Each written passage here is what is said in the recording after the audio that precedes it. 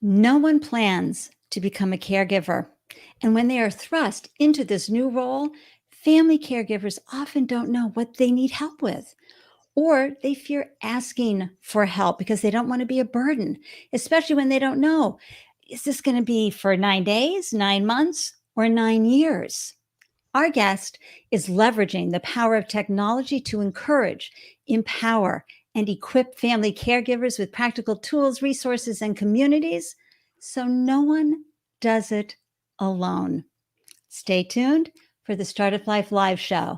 Let's glow.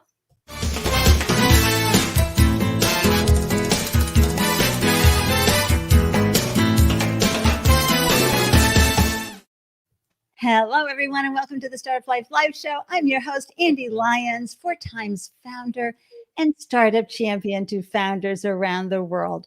And after I've raised 4 businesses of my own, I now share founder startup stories to help newly minted business owners find the solutions and, oh yeah, inspiration they need to succeed. And I'm so grateful that you carved out time to up your founder game by tuning into the show today while cheering on a fellow founder. You never know, a new resource or a tool or a solution or just an aha moment will have you running back to your desk to create more success and magic with your startup. If you're joining us live or via replay, come on, say hello in the comment thread so I can swing by and share a virtual hug with you.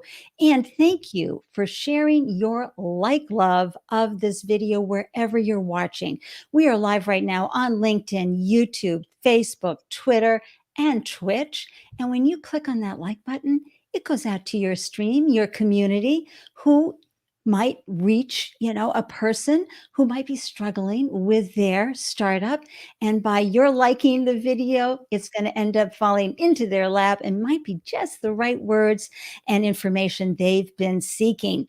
And if you're tuning into YouTube, oh my gosh, if you haven't done so already, please click that subscribe button and click on the bell so you're alerted to a new show every time I post it. You understand, this really helps more first-time founders, helps us reach them, and it helps us maximize the joy and minimize the heartache from their startup journey.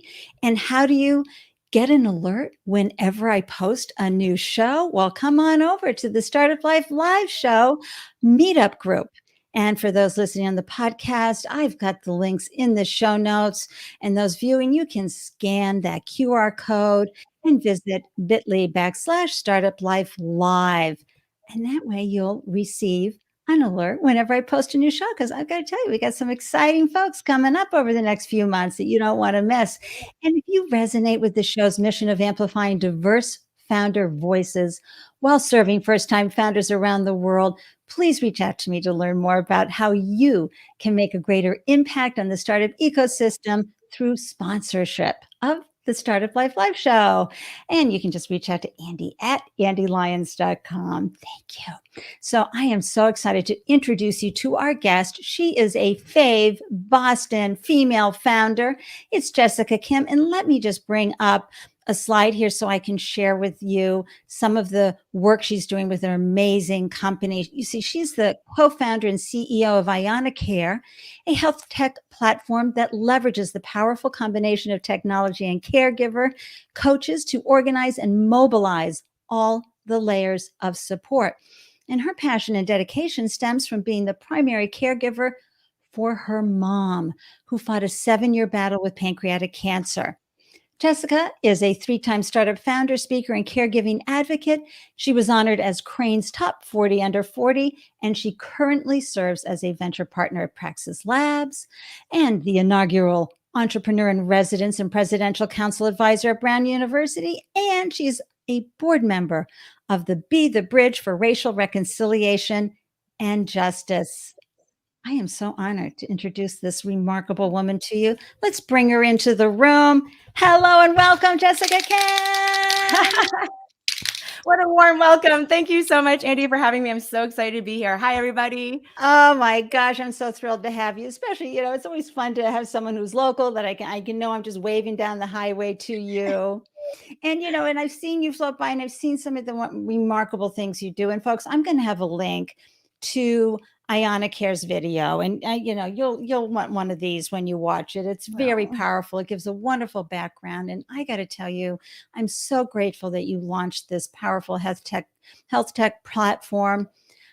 But first, before we get started, as you're sitting here and you're looking out into the week ahead, what are you feeling really grateful for right now? I'm really grateful for our team. We just hit a major milestone as a company, and it's one thing as an entrepreneur where you can have the idea and the vision and just all the hopes and dreams. And yes, that's kind of a lot of where it starts with me and my co-founder Steve, who is incredible. But it really comes down to the execution, which I am so proud of our team, and we are ready to grow from here. So I'm Oh most my grateful for gosh. that. Brilliant answer.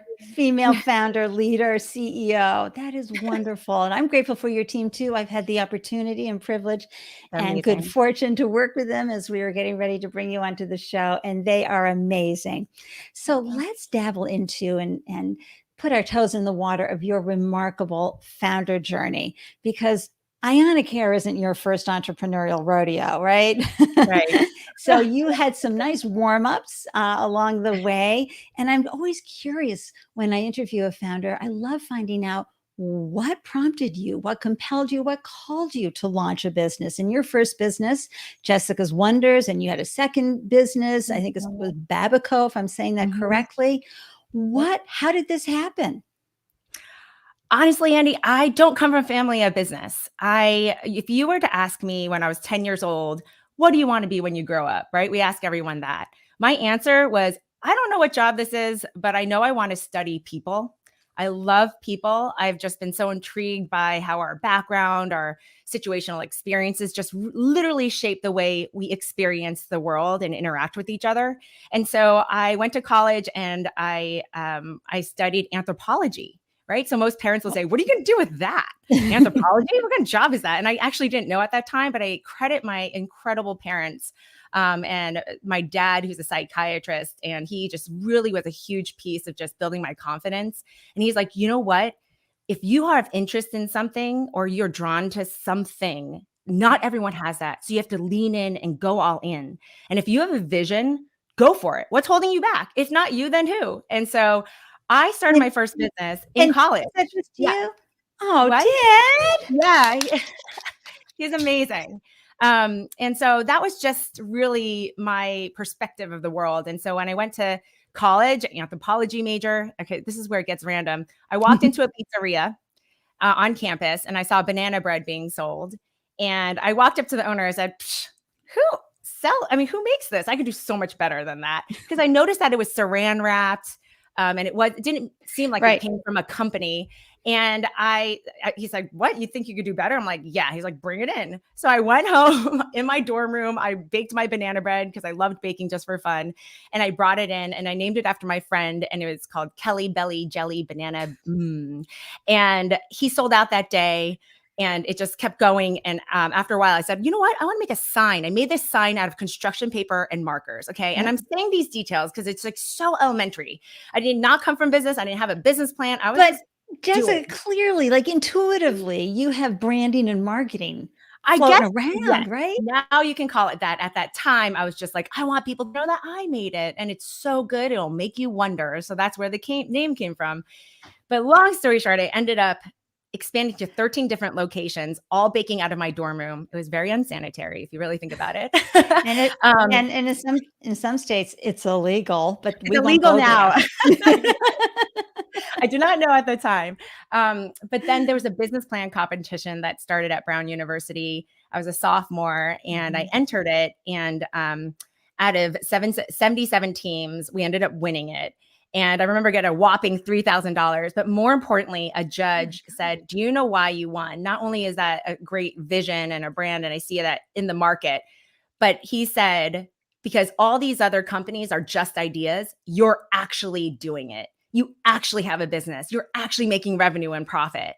And that stuck with me and that sticks with me all the time. And whoever's listening, it's all that, like, what makes the difference between a great idea, because we all have great ideas, right? How many times have you seen something and said, oh my gosh, I thought of that?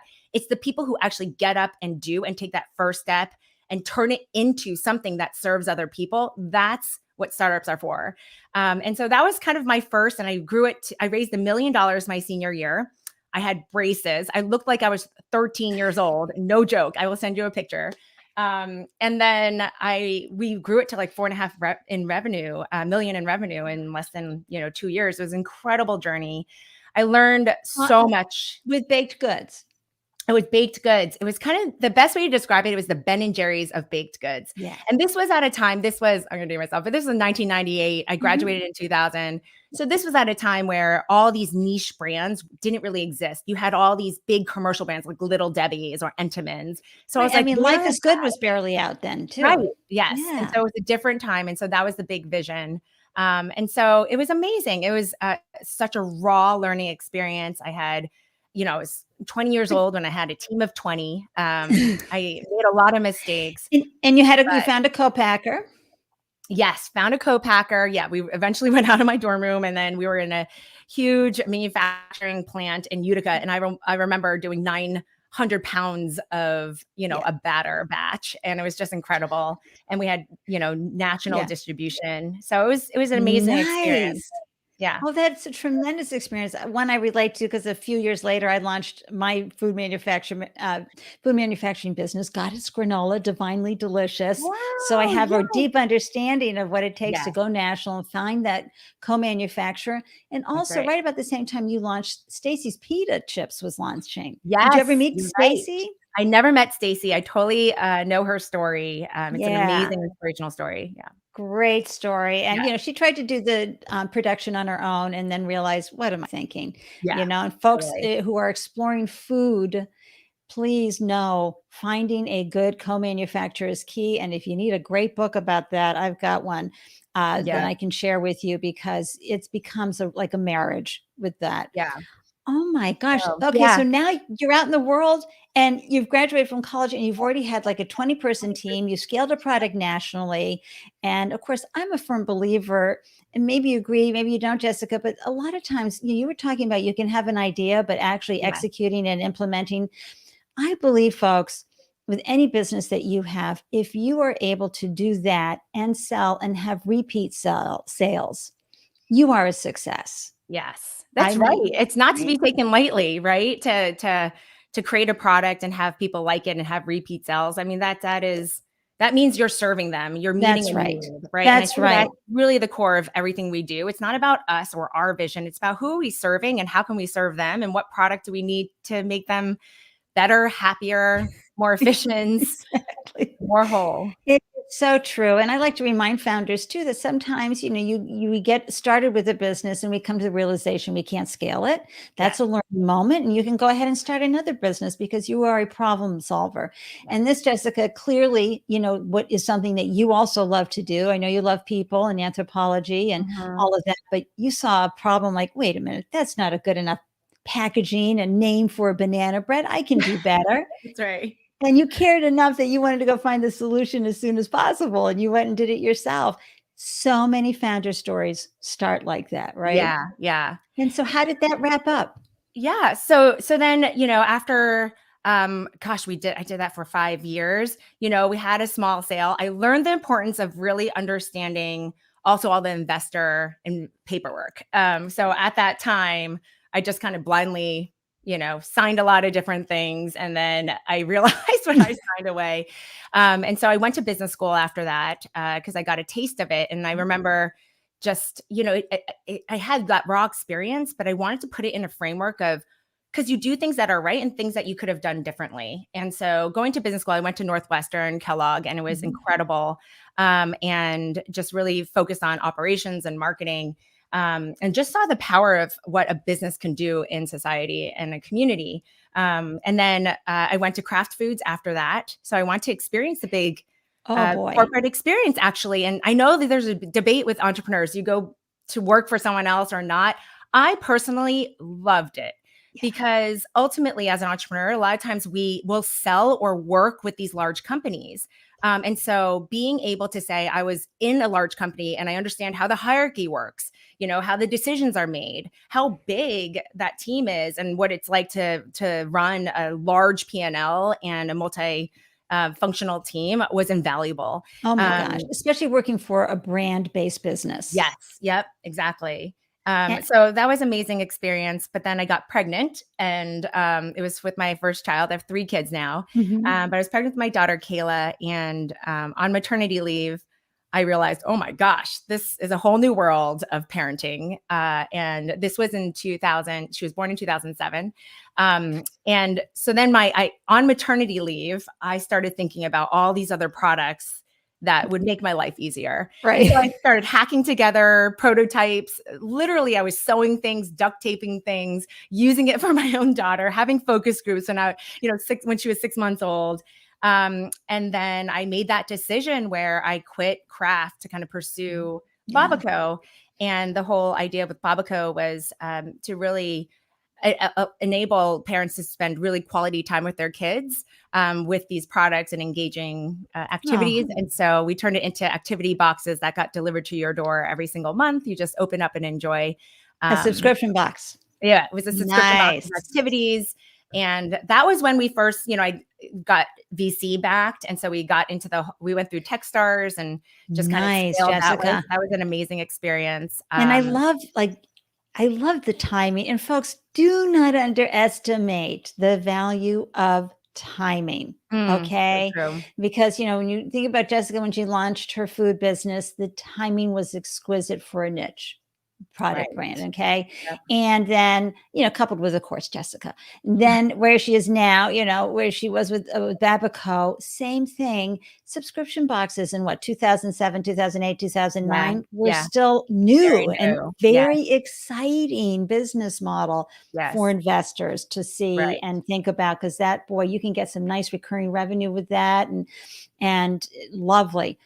But, Yeah. I always like to bring up Airbnb. If we Yeah. hadn't had the fallout in 2008, I can tell you nobody's going to bring a stranger into their home, Oh, I know. I know. right? Yeah. So, That's timing. founders, if you're struggling with a business, think about timing, because that is 42% of the reason the businesses fail is due to timing. It's very real. And, so please take that to heart. I just wanted to add that little learning moment, I Jessica. love that, Andy. I think that's so true. And my co-founder Steve and I are always like, gosh, even more so with ianacare. And I know we'll jump there, but we'll get there. But timing is everything. And when we talk about timing, just to add to what you said, it's like it's timing of the market, what people are willing to do. It's timing with technology, Right. so it's And fundraising. I mean, everything. I had a .com. You could get checks were being written left and right back in 98 and 99. But boy, in 2002, 2004, 2005 was a lot harder. Same thing later on. And, 2012, et cetera, it was a little bit more difficult. And now we're in another age of where, VCs are looking and investors are looking for really good deals. Yeah. So how is the process? You're a newly minted mother, but you're an experienced founder. So now you're launching a business with a baby on board. Right. And actually with Babbaco alone, I had all 3 babies. So lots of stories there. But yes, I was definitely living it out as a mom of who we were serving.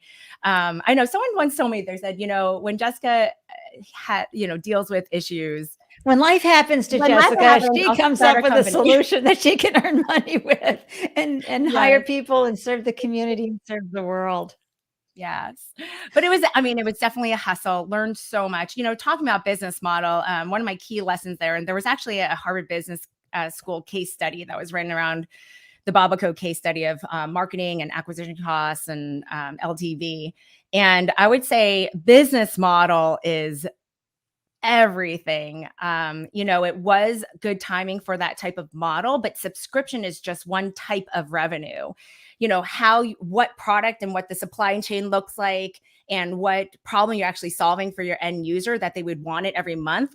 All of that has to be super aligned. And I will say, with Babbaco, there were kind of misalignment aspects of the business in hindsight, where, for example, the best subscriptions, especially when you're talking about a physical box subscription, you have inventory. You have to get enough inventory to grow. And so we were okay when we were, ordering for about 6 months out. But when you're ordering for 2 years out because the growth is so high, that's where you can get into predictability issues.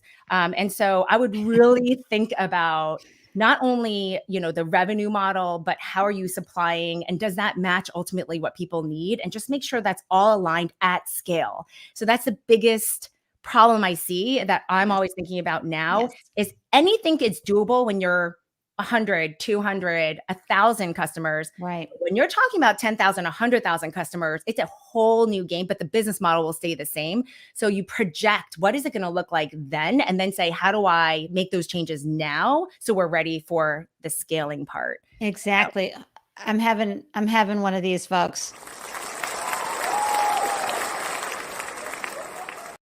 That's a serious Andelicious moment right there, because, and folks, if spreadsheets aren't your jam, if projections aren't your jam, there are plenty of people you can hire who will take your inventory out because you know that you can see what that looks like. You don't have to be the one crunching those numbers in your model. Someone can do the modeling for you. But so much of what Jessica just said there is so important, everybody, is that we can get very excited over that initial in our startup life cycle, right? But as you start to get bigger and bigger and become an enterprise, you need to be prepared for that.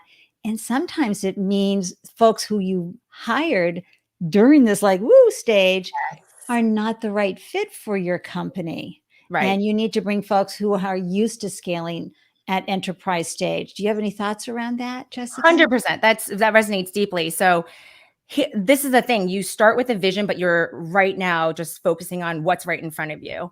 So I'm a huge believer of breaking your whole big vision into phases. And so very clear phases with clear milestones for that exact phase. And so who do you need for that phase? What kind of investors do you need for that phase? What do you need to prove out in that phase? And each phase is very different. And so just as an example, because I love being very tangible, when you're in all these phases are a little bit different now, but when you're in a pre-seed round, if you think about it that way, that's like pre-product, you have a hunch, it's still worth pursuing, but you have so much to learn. You don't even know what the actual product or solution is. And so in that phase, you just want to say, what are the core insights and how do I best serve people? Like, what do people really need? And what kind of solution and product service is needed? Like, that's the only thing you need to figure out in that phase. And then from there, you're like, if this is a business, how is this going to be a business? Like, how are we going to get revenue? Who, the user is not always the buyer, right? So you have to figure out who is using it, but who will also pay for it. And then in that phase, you're like, how big is that market? How will they pay? What is the pricing? And then you stop there. And so often I think we just run right to the big vision. We're going to change the world. And, once we get public and then you forget and we can make this kind of money and down the road. And right. And then and then you get off focused, or there's too much to worry about, or you make a decision for the big vision and some decisions for the small vision. And that's where the misalignment comes. And so really I take it phase by phase. We just finished one phase, as I said, with our team at one milestone. And now we're saying we're into this next phase. So we're going to clearly mark those milestones. And then that's all we're focusing on.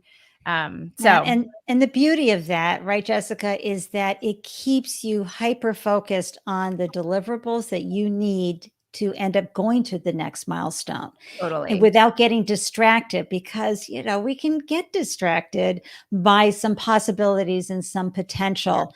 But, what you've been talking about, which is so important, and it is the number one reason that startups fail, which is that a founder or a team will create their value proposition and there is nobody there. Even if they did some of the original focus group studies and got some of the survey feedback and folks were like, oh yeah, I'm in it, I want this for sure, they can hear crickets when they launch. And this is when you can have a real pivot moment, right, Jessica, where you can say, okay, I think I'm onto a great idea here. I just need to tweak things. Yes, absolutely. No, that's exactly how it happens. And, so folks, this is why I'm always celebrating this right here, the value proposition. When you prove your value prop, honest to God, it's such a win. Yeah. And it can fuel a lot of the things that you're going to go through as you begin to Right. build the business, right? Yeah, and also like even the value prop can be there's a value prop on different levels, right? So it's kind of like, what scope are we talking about? There's a value prop Mhm. for your whole venture.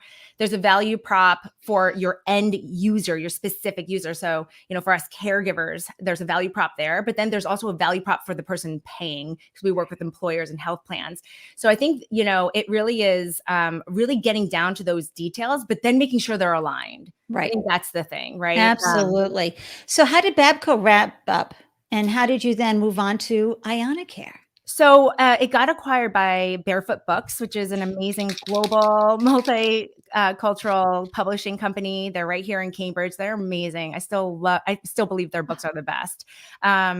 And because we had a book in every box, and Mhm. it was just so easy to create boxes around those books. What a smart move for them. Okay, Yeah, remember, folks, as you package your business for exit, think about, other companies, they're not going to steal your idea. They just want to buy you and what you right. created.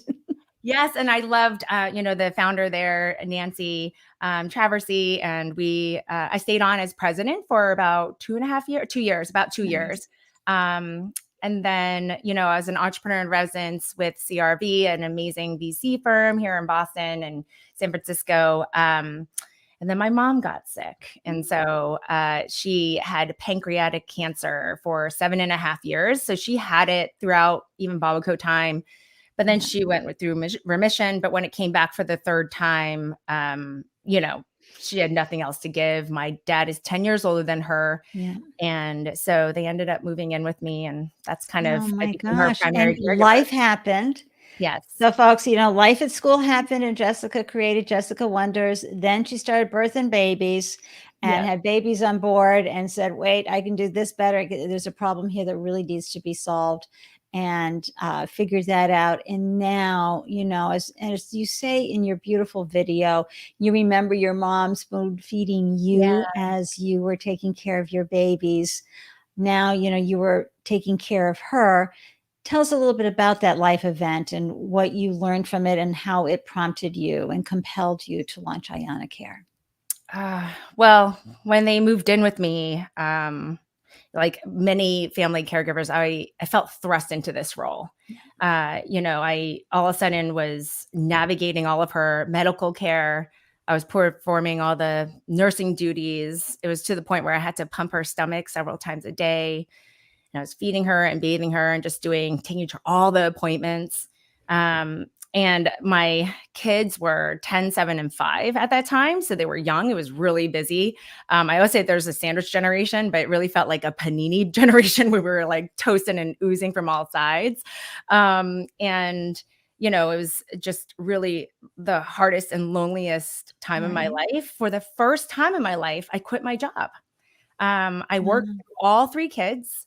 I rarely even took maternity leave, or I took the minimum. And um, but this was different. yeah. I felt so unpaved, unsupported, untrained, and Well, this think about all the things you were doing without a nursing degree. yeah, right. No, exactly. Like I always say 30 minutes after she got her chemo appointment, as she was done, the nurses, and they were great nurses, but they were like, okay, she may have these side effects, but good luck. And I bring her home, and I was the one taking care of all of that. I had to feed her enough protein so she can be strong enough for the next one. And I come from a family of doctors, not from a family of, of business. But it Mhm. was also fascinating to see that the doctors in my family didn't know what to do in the home.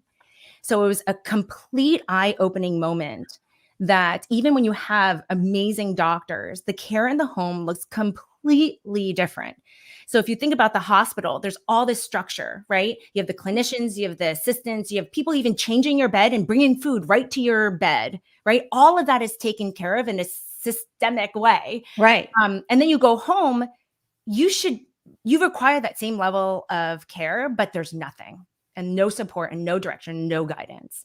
And so the whole vision, the ultimate big vision of ianacare is to build that infrastructure of support and care in the home that everyone deserves. And we could do it now because Yes, because technology is available. We always think about why now? Like, why can we address this now that we couldn't have even a decade ago? And it's because we all have smartphones. Over 86% of people have smartphones. We have technology, we have tracking. We're able to navigate and communicate with all the millions of people in their separate homes now that we couldn't have even a decade ago. And so now is the time where we can build that structure, because over 90% of the care actually happens in the home, and the care Right. that happens in the home impacts clinical care, 80% of someone's health outcome. So that's our Right. big motivation and vision. And it doesn't have to be life ending or a serious No. illness, because Yes. get folks who've had a baby, that you go home with that baby and you're like, first time parenting, like, what do I do? Yeah, right. There's no instructions for new parents, right? No. Andy, I'm so glad you mentioned that, because my story is rooted in, everything with my mom. People do think caregiving is just one, only for elderly, or two, for end of life. And that is a significant and very important type of caregiving that we serve. But we basically really focus on the type of care where there's some kind of clinical need. So it's everything from, well, first of all, everything that going with COVID-19, Right. the pandemic, and then any chronic condition that's not even like terminal, everything from, diabetes,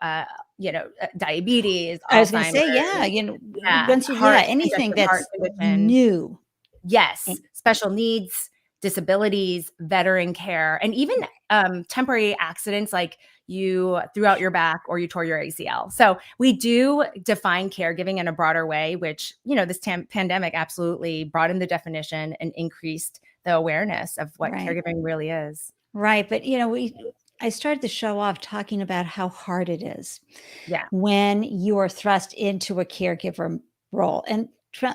new parents, first time parents, you're now in a caregiver role. Somebody's life Yeah. depends on you having your act together. You can't just go, Right.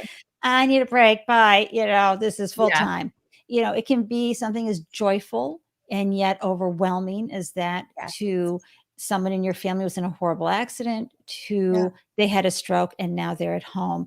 And the thing is that you don't know how long. So, for example, our son's Yes. girlfriend, Mhm. her father had a stroke, and they didn't know, was he going to come back initially? There was, months where they thought, okay, and then the hospital's taking care of him, then the rehabilitation, and he continues to decline. And then they Yeah. run out of funds and they bring him home. And Yeah. now nobody's getting any sleep. Yep. Everybody's up. And this is, and she is from, she's a Mhm. first generation Vietnamese Mm. young woman. And so, the pressures are even more there on the Asian family to show up. And she Right. was sharing how, she had to stop school, she had to stop everything to help her mom take care of her dad. And it was something that was Right. absolutely important to her. Yeah. No, But they 100%. didn't know how long was it going to be. Because Yeah. sometimes the No, doctors exactly. would walk in and say, "Oh, he's wrapping up." I think And that's totally, that's a clear difference. I mean, it's like you were talking about new parenting, but there's kind of certain stages, and there's a yeah, timeline. And so some people say, "Wow, it's like running a marathon." And I understand what they mean by that, because they're saying it's just like a long road. It's not a sprint. However, with marathons, you have clear markers. You know when it's going to end. You know how to pace yourself. You know exactly where you are, and you often have training and a team to train with you. That doesn't exist in caregiving. right, And so people feel alone in it, but we're saying you don't have to do it alone. And so that's kind of why, and the crux of, our solution is the I am right, not alone care. It's, we can surround you with the support and utilize technology to get you what you need when you need it in the home. oh my gosh. And so, here, another prompt for me too is, okay, a life event happened for Jessica, and she knew it could be better.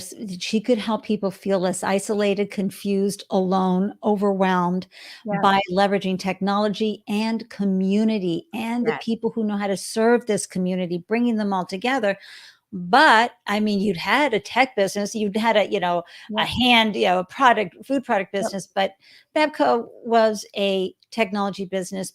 But now you're talking a Yeah. whole different multi-layered level of technology. Yes. How did you reach out to your wonderful co-founder, Steve? Share Uh, that story. I wish Steve was here. He's Ah, just honestly one of the greatest people that you'll meet. He is amazing. So Steve How and did I you yeah, and met. how did you meet him? Yeah, all of Yes. that good stuff, So yeah. we were both advising another entrepreneur in one of those accelerator programs.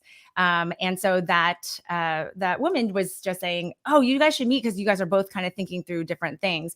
I was caregiving for my mom at that time, so I was not looking to jump into anything. But we hit it off, and we just kept talking about different things. He's working on different ideas, and I will tell you, I will meet him once. He'll talk about an idea. I'll add to it. And then the next time we met, he like hacked something together. And I was like, whoa, okay, I need to keep an eye on you. Like, you're incredible. And he was a co-founder of a previous startup, and that went from two people in a garage all the way to being public and remain CTO. And so that is very rare as well. And so he Yes. not is a brilliant tech product person, but he is very operationally savvy. And so he's COO here at ianacare, and we're equal Yeah. co-founders. And so, yeah, it's really the DNA of the two of us. We started working together. We realized we enjoyed working together, and we made it better. And so from there, I, told him my mom passed away, and I Sorry. said he wanted me to join his idea. Like, he was working on this great platform. And I said, you know what? It's just something is really wrong with our world when it comes to caregiving, and I'm in deep grief. Something is off, but we need to discover it. And he's like, give me a month to catch up to your level of conviction, and let's see if there's something there. And that's what we did. And out of that, we couldn't Yeah. not do it because it was such a big problem. And what's beautiful is that you talked earlier about alignment, right? Yes.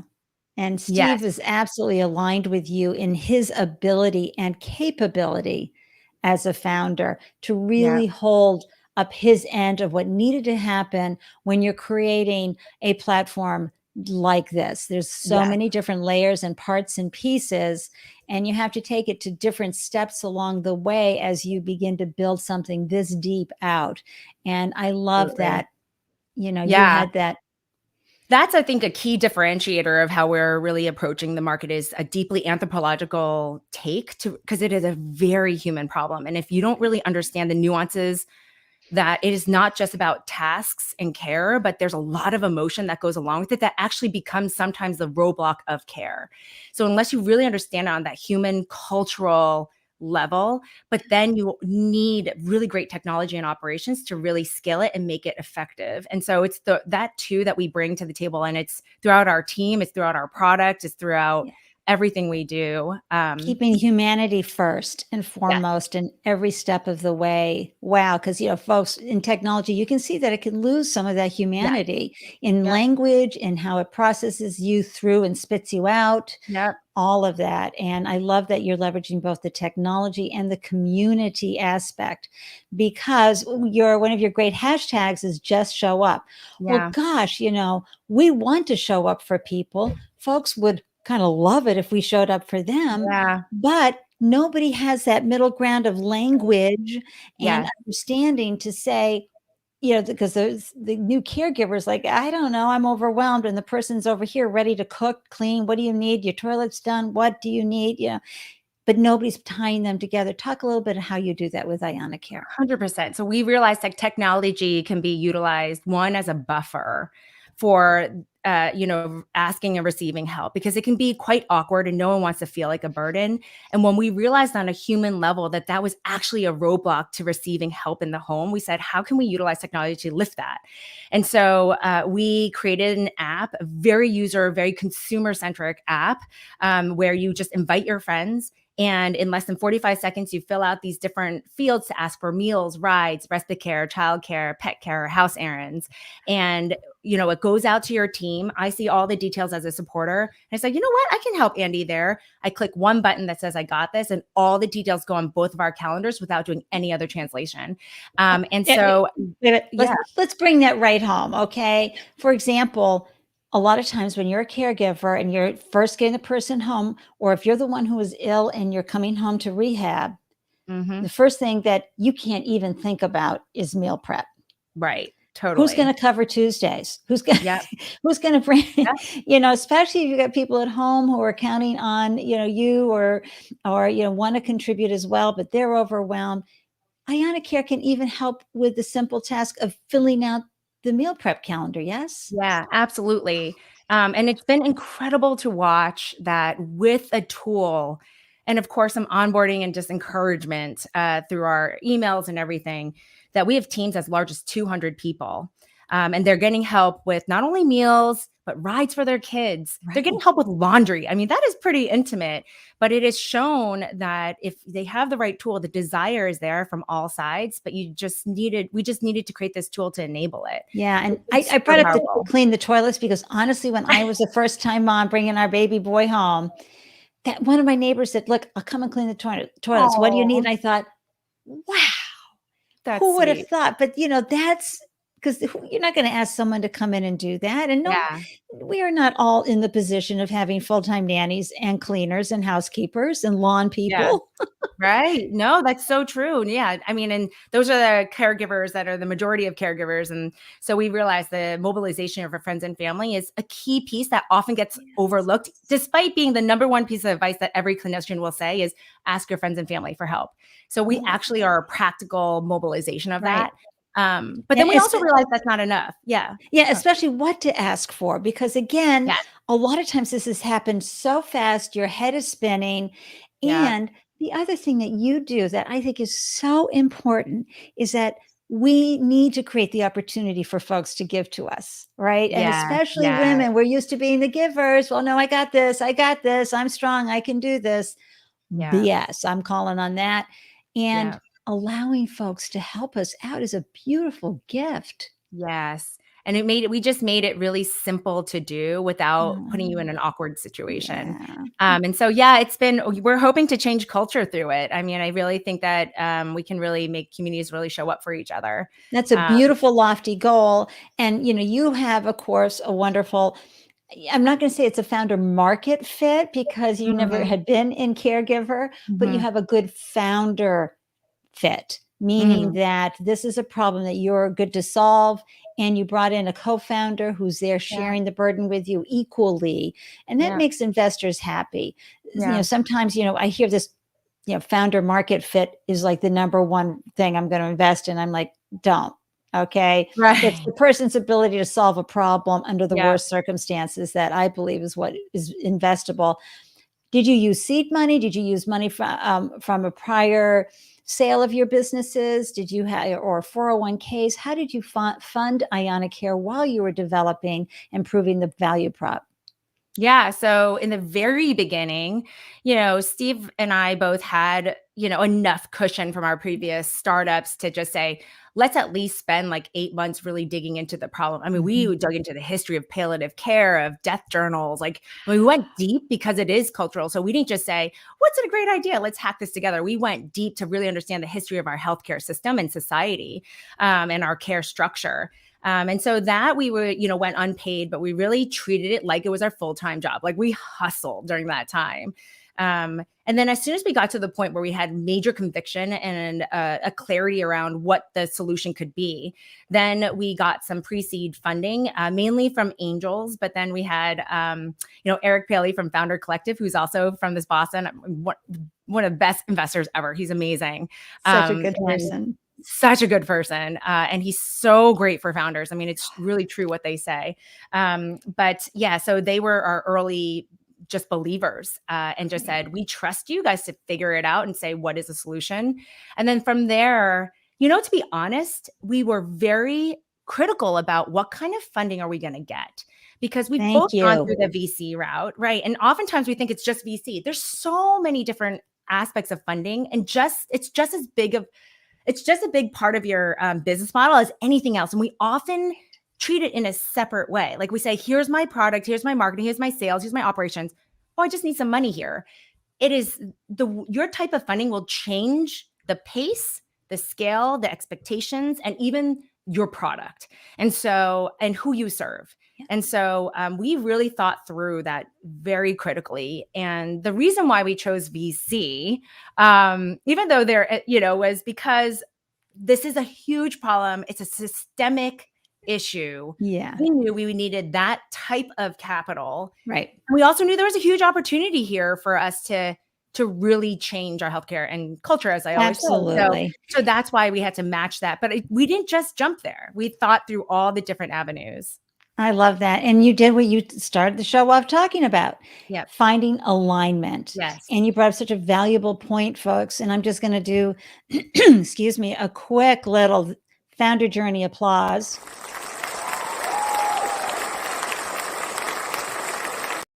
Here's why. If anybody needs the list of questions to ask investors, ping me. I'll send it to you. Alex Iskald put it together. It's a great Medium post. It is so important what Jessica said about the right funding is going to impact how your business grows or doesn't grow.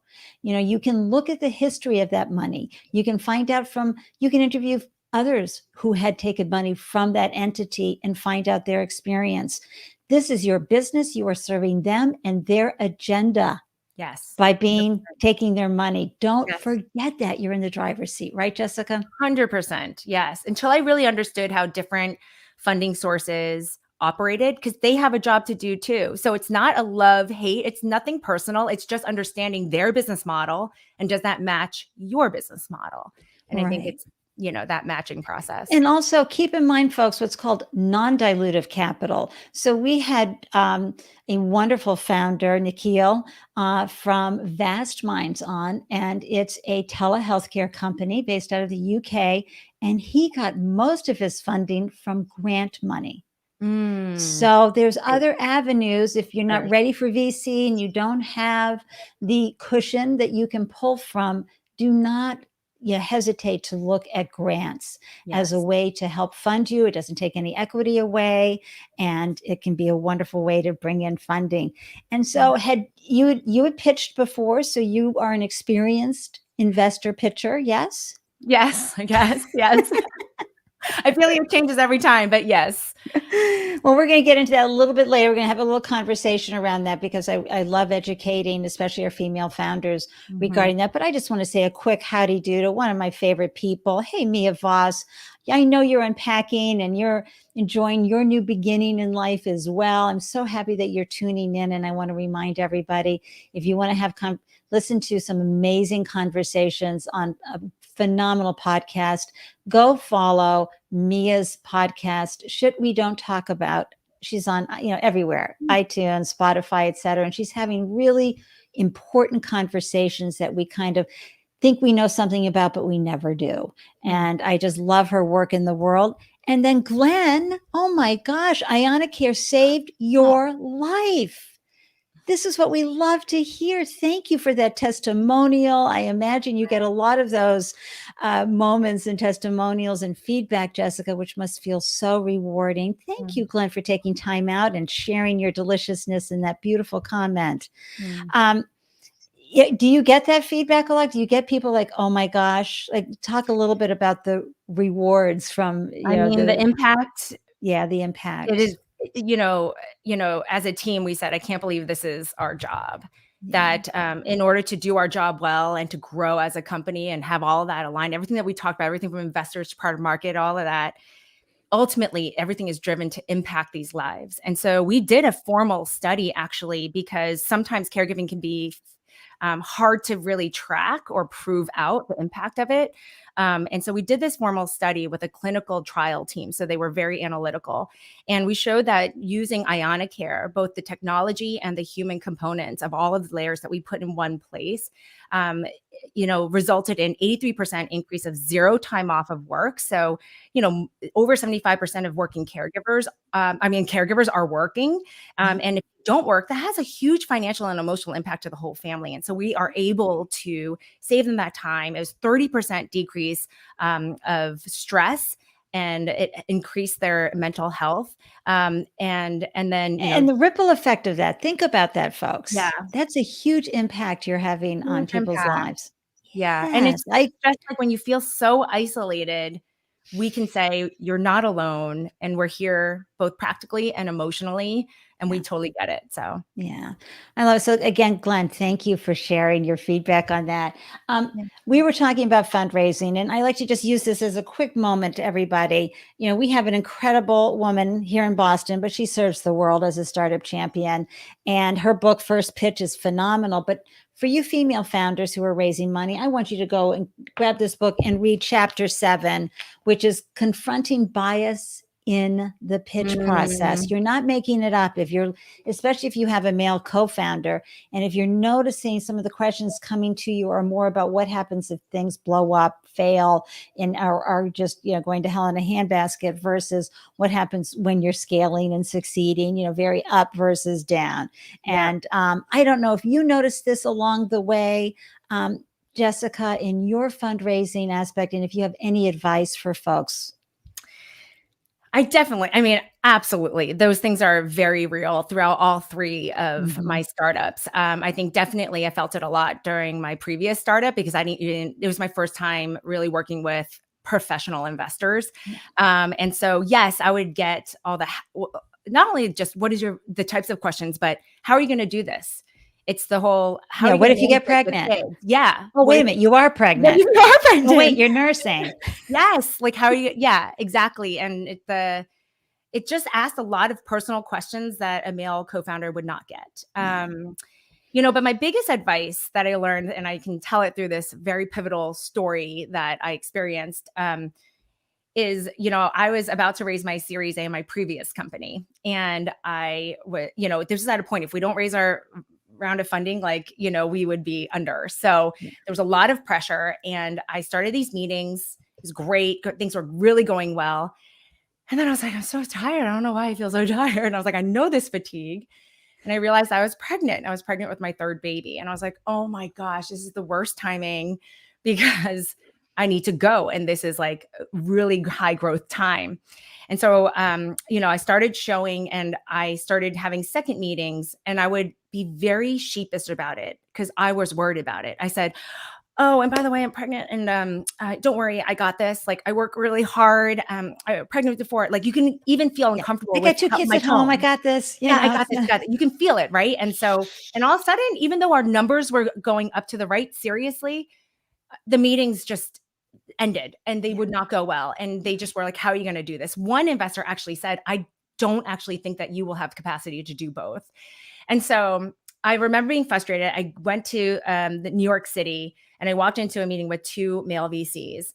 And I was like fed up and I was worried, but I was like, I'm just going to own it. And so I go in and start a meeting. I was about 5-6 months pregnant. So you kind of tell, but you can't ask ever. So they didn't ask. But I was in the middle of the pitch and somehow it came up and I said, oh, and by the way, I'm pregnant. And they said, oh, wow, it's so great. Is this your first baby? And I was like, oh my gosh, no, this is baby number 6. Anyways, so my customer acquisition cost is going to go $45. And I just kept pitching. And the whole time they were staring at me like, this woman is crazy. She has 6 kids and she's pitching. And then I saw their eyes, and afterwards I'm like, by the way, I'm just kidding. It's not baby number 6. It's just 3. And they're like, oh my gosh, that's crazy. And I'm like, you feel better, right? And like, so much better. And then they were my first $400,000 check into that Series A round. And what I learned from that was, you know what? We all come with insecurities. Whatever it is, something from our past, a disability, something that we feel insecure about.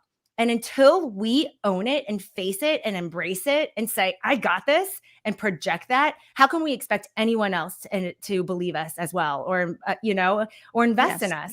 And so it really was a big pivotal point that I know the biases, and it's really important to know them and be smart and aware of them, but don't let that bring you down. It's about how are you going to embrace it, address it, and have that different level of stance that this is who you are. And how are you, like, you can overcome them and you're going to face them. So, and the beauty of what you did is that you brought them right back to what's important, customer acquisition costs. Right. Which is very important for that business. And that you were on top of the numbers and you were on top of delivering. And you knew exactly what the funds were going to go for. And I really loved how you played with them. Oh, it's my 6. No big deal. And they were laughing. They were like high-fiving me. It was funny. But, at that point they were like, okay, because folks, no man, his wife could be ready, or a partner could be ready, or like they could be twins. The surrogate could be coming home with twins if you're the Buttigiegs, right? All of that could be happening. No one is asking that question. With all due respect to our phenomenal male founders, you're just not getting hit with that level. And I love how you turned it around. And I loved how you, said you really have to own your insecurities. Yes. right? And you have to find your match. Like you have to find your believers, especially early on, especially if you're a first time founder. Don't try to convince people who are always going to debate with you. This is hard enough. You need to find people who believe in what you're doing and believe in you. And so after that experience, I looked back at my board, and at that time, it wasn't all male board because there weren't as many female VCs at that time. And I looked at the board, and all of them had strong, great like wives. And so they were like, you can do this. It was very fascinating I to see it at see home all it. the time. Yeah. I They're don't like, know. you I can do it. couldn't I've do it, seen but I'm. this. Right. And so Listen, find your I'm going to just believers. say again, I love the comment of find your believers.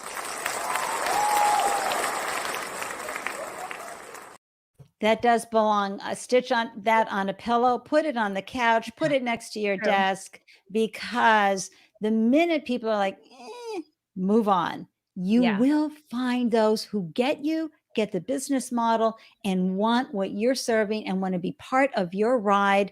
Remember what Damon John always says, which is that he invests in the founder. And if it's not this business, it's going to be the next, because he believes in that founder. That's who you want. You want those Right. believers. Love that story. Yes. Can I just say, Jessica, you have just laid down one gem after another for Yeah. us. I'm going to be doing so many little bite-sized moments of your incredible teaching today for founders everywhere and at every level. Are you going to become a teacher of this at some point? Because you are really good at it.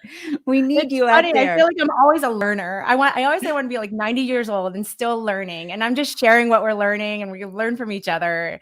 So yes, I mean, It's yes. so good. So, and folks, I just also want to remind you that especially female founders, when you get those bias questions, really take in what Jessica said and turn things around and think about Debbie Klein's book and go read that chapter, because it's not about bashing. It's not about, it's about turning it around, just keeping constantly as a leader and owner of your business, bring it right back to the core business model and how you're nailing it and how that money will serve the world. Oh my gosh. What hard thing are you working on right now with ianacare that the Startup Life Live community and folks tuning in can help add wind to your sails? Okay, we are growing our team. We are looking for amazing people to join our team. Sales, marketing, client success, product. If you know anybody that would be interested, that would be the number one thing. And it's all through networking. So that would be super helpful. Excellent. And they can reach out to you on LinkedIn and other places and send an email. I'll have links in the show notes, everybody, because this is, who wouldn't want to work for this company, right? I want to just bring up another wonderful comment here from a fan, Dustin Armitage. I met Jessica a couple years ago, shortly after losing my father from cancer. I can't tell you how much I wish I had this when he was going through the years of struggle and 7 months of hospice. Jessica and her team are absolutely the real deal. They are making a difference in people's lives and are just at the tip of the iceberg. Dustin, oh, you are the man. Thank you for those beautiful, beautiful words. And of course, full-time mom and full-time attorney and side hustling entrepreneur, Melissa, you know what Jessica's been going through and the juggling, and you've got this too. I'm telling you, moms rock. And yes, thank you, Sasha. It's such great advice. And we all are learning so much from our incredible guest today, the wonderful Jessica Kim. And Ekaterina, so happy to see you. She's saying, sounds like such an impactful company. Definitely will recommend to my family, friends. Wow, love how Jessica turned around the pitch. What a great motivational story. Thank you. I know you're going to change so many lives. Seriously, Jessica, as people, tune in and listen to this via the podcast or the archive videos. It's so remarkable. Now, you have only known, except for a brief stint at Kraft, you've really been on an entrepreneurial journey. For decades, maybe, right? And so as you look back on these years, how do you feel, about how the journey has served you? I mean, because this has been, so much learning, so much growing, and you are uniquely qualified for everything you're doing, Jessica. But yet at the same time, there's even greater lift that we can experience as humans from our businesses. You never lose 100%. everybody by launching a business. How has Yes. this ride served you both professionally and personally? I mean, I think it's at the core, it's a perspective of life, right? So I don't see it as a job. It's not just a career. It's a view of the world. And so I love the coined term of redemptive entrepreneurship that, I'm part of Praxis Labs. And it's all about how do you view this world and see what has become broken in the way that it wasn't intended to be? And how can we use our skills, our network, our hustle, our abilities that we were given to really build impactful solutions to like close that gap. And so you can apply that to everything. And I think that is really the power of business. It's not just for our personal gain, but it's about how can we contribute? Because, we work with a lot of caregivers. We see a lot of hurt, illnesses, deaths. And it really makes you realize this life here is so fleeting. And And it's but the one impermanent. thing and impermanent. But the one thing that we can give to the world and that we leave the world with is love, right? It really is. And it sounds like a whole other level, but that's really how I see it, is how can we build things so people feel uplifted, seen, heard, and loved? And that is the greatest thing that we could do with whatever we do and create as entrepreneurs. That was just like, I could boohoo right now. Everybody else, you too. That was so beautifully expressed and said. Thank you, thank you, thank you, Jessica. Thank you for being such a shining light to all of us entrepreneurs out there to really bring our best and have an impact and just raise a business, change lives. And it doesn't have to be something super fancy or something deeply meaningful like ianacare, but by showing up and solving a problem and, being a great leader and founder for your startup, for the people that you're serving internally with your team, as well as those externally, your customers, is so important. Jessica, thank you so much for joining us and sharing your beautiful wisdom today. I'm going to pop you in the green room and I'm going to wrap up the show. I'm deeply, deeply moved by who you be and how you're sharing your gifts with the world. You're the gift that keeps on giving and comforting. Oh, thank you, Ande. Thank you so much for having me here. And thank you for all that you do. Really appreciate it. Thank you so much. Okay, folks. I mean, I want to share a little something that happened. I have a mix on Alexa of Showtime tunes that I use to get dancing and going. And today, right when Jessica showed up 10 minutes before the show, it was Stevie Wonder's song, Love is in Need of Love Today. So good. And it was so timely because this is really what she's bringing with her beautiful business, ianacare. And I'm so grateful for the generosity that Jessica shared in helping us be better, because as we do better, our businesses do better, right? So let me tell you who's coming up next on the show. I'm not going to be here Friday. I'm going to be off hiking October 15th and enjoying the foliage that we love here in New England so much, soaking it all in. But coming up, look who we have happening here. We have Donna Griffith, who is a corporate storyteller. And let me tell you, she's the one who's going to help you create incredible, powerful storytelling to help bring investors in and customers in with your business. She's extraordinary. And then we have the amazing Renata Marino. I mean, not only has she been a multiple founder and an incredible role model for Latina founders everywhere, she is now an investor and she's doing remarkable things. She's here to answer all your investor questions. And then we have Shirish Nadkarni, and he's diving into the journey from startup to exit. He's written a book. But by the way, can I just share a little bit about Shirish? He came to the US with $25 in his pocket, got some education, got picked up by Microsoft, where he worked his way up quickly. He was responsible for launching MSN.com, and he engineered the $400 million Hotmail acquisition for Microsoft. And then he went on to become a serial entrepreneur with some incredible exits. So we're going to learn so much from all three of these founders. And how do you get an alert whenever I post a new show? That's right. You join the Startup Life Live meetup group. Woohoo! And that way you'll get an alert whenever I go live and post a new show, because I just said it already. When we do better, our businesses do better. And there's nothing like learning from another founder, right? And how they've struggled through and figured things out along the way. All right. Well, I'm going to just leave you with these very important thoughts before I wrap up. I'm so grateful that you tuned in. And please, please always remember, you're braver than you believe, stronger than you seem. And as we say here in Boston, wicked smarter than you think, right? So glad you tuned in. Can't wait to see you next time. Leave questions. We're here to help. Mwah. Wishing you a delicious day everywhere you glow.